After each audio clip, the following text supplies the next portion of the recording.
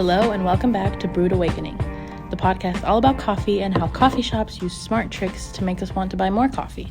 We are your hosts. I'm Brandon. I'm Ethan. And Nuvia. Today we're going to be talking about decision making and all of the subtle influences you may not be aware are impacting the decisions you're making daily. In order to do this, each of us interviewed someone that made a recent coffee purchase. To start off, where did everyone's interviewee buy their coffee from? Mine got hers from Starbucks. Mine also got his from Starbucks. And mine too. So there's a theme there. Well, let's talk about some of the reasons our interviewees bought coffee in the first place. So Brandon, why did your interviewee buy their coffee? He bought his coffee more for the flavor and the enjoyment rather than the need of the caffeine. He wasn't needing the coffee early in the morning to get to work or anything. It was just kind of more of a treat for him throughout the day. Ethan? Yeah, my friend, she bought the coffee for the caffeine and for the enjoyment. A lot had to do with the taste, but she also had things to get done that day where she thought the caffeine could help her. Okay. Yeah, mine was pretty much the same as yours, Ethan. It was like she really loves coffee, my cousin. But when we kept talking and we dove into her higher order goals, we also found out that she wanted this coffee to do good throughout her day, and in the end, it makes her a more successful person. Yep, similar with me. She had a higher order goal of being successful, getting her things done that day to be successful throughout further days. Mm-hmm. And I think that also speaks to the hedonic and utilitarian tactics that are used. So yeah, kind of going off that, there wasn't a utilitarian value showed by my cousin. He was kind of just buying the coffee for the enjoyment, which is why I'd agree that he was using it more for a hedonic value rather than utilitarian. Yeah, and for mine, she valued coffee as both hedonic and utilitarian. She used the coffee for the caffeine to accomplish a goal, but also chose that coffee for her enjoyment, which makes it hedonic. And that's something I hadn't even considered before we spoke, because when I first talked to my interviewee, my cousin, I thought it was just hedonic, that's where we got to in our interview. But then you mentioned that it can also be utilitarian, especially with the higher order goals. Exactly. And I found that really interesting. Yeah.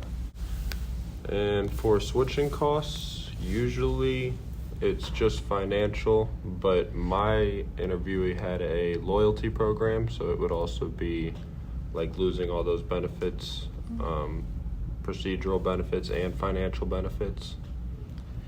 Yeah, I definitely agree with you there.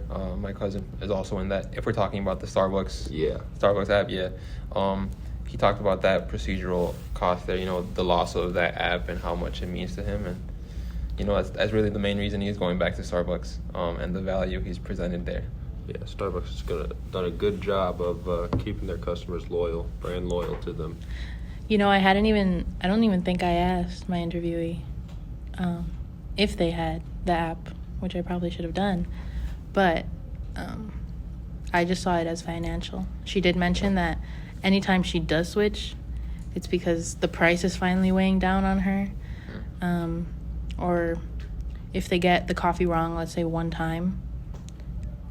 Not that typically she'll switch if the coffee's wrong, but with time, the amount of money she's been spending, she'll end up, it's easier for her to switch if they get it wrong one time and she realizes she spent so much money. So it's purely financial for me. Yeah, it also has to do with location for mine too, because there's a Starbucks close to where she's always lived. No matter where she lived, there's always been a Starbucks right up the road. So trying to go and find places that are further from, Starbucks is starting to be like a McDonald's where there's just one everywhere. So some other places are not as common to find. That's very true. Yeah, my interviewee said the same thing. There's a Starbucks on the way back home from school. So it's not something he would go to daily, but since it's on the way, every once in a while he'd treat himself to a coffee. It's convenient. Yeah, and then to go over system thinking, for me, it was mostly system one thinking. Just due to her experience with buying coffee, she didn't really have to think very hard about anything, and it was kind of just habit to her. But I know Brandon had both System 1 and System 2 thinking. You want to talk about that? Yeah, so what I kind of found in my interviewee was that when it comes to where he's going to buy his coffee, it's pretty simple, and I would say it's System 1 thinking it's going to be Starbucks every time.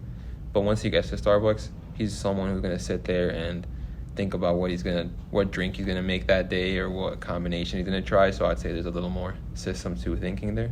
So your interviewee was very much variety seeking. But for mine, I'd say it was purely System 1, like Ethan.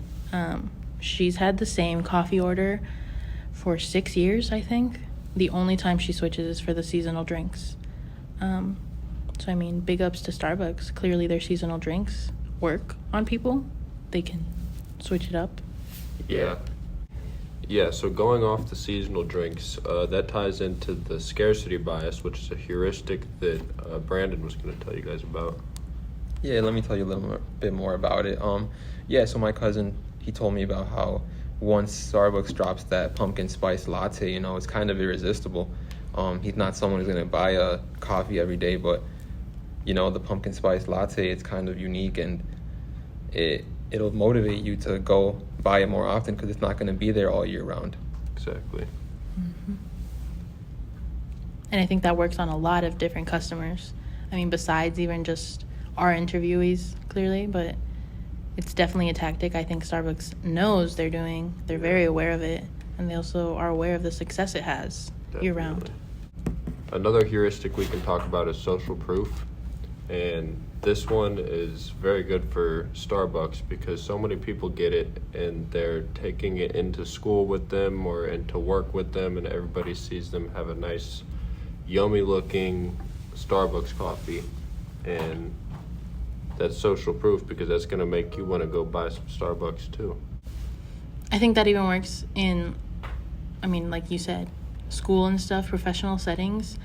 You walk around, a lot of people don't even finish their coffee that quickly. They walk around with the coffee cup all day.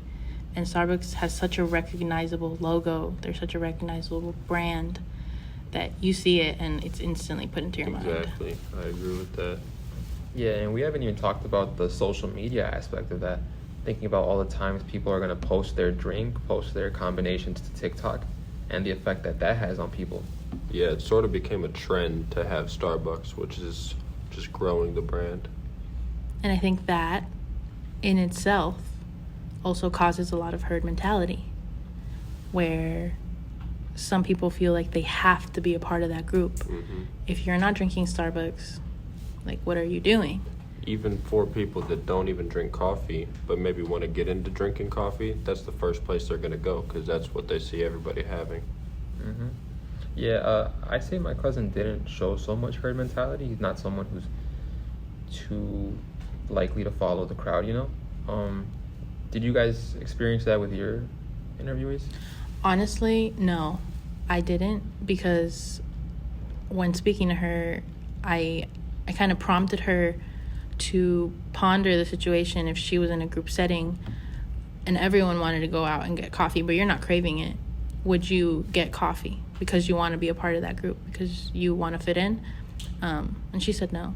Yeah. She's very true to herself. I didn't even think to ask my interview about that. I know you kind of touched up on one earlier, Nuvia, talking about the status quo bias and how your cousin sticks to the same drink every time. Because would you say there's maybe a fear to change her order? I would definitely say so. I think she's very comfortable with her coffee order.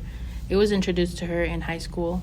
She's now not in high school. So it's definitely something she's stuck to. And like I said, she only switches for seasonal drinks. She's comfortable in that choice. She's confident that it's going to taste good. So she doesn't see a reason to switch. Yeah, that makes sense. I just found it interesting. A lot of the things we covered today are things our interviewees weren't even aware of. Starbucks just became a routine to them, and they didn't actually, question themselves and realize why they were going back every time. Mm-hmm. Right. So a lot of good heuristics that we've learned over class applied to this. Yeah. I was really glad we were able to dig deep because, like you said, I don't think they realize like how ingrained it all is. The process, the routine. The process, the routine, the brand. So it's really interesting to get to kind of not expose that, but in themselves. Well, I hope you guys learned from our discussion, and thank you all for tuning in to the Brewed Awakening podcast. See you next time.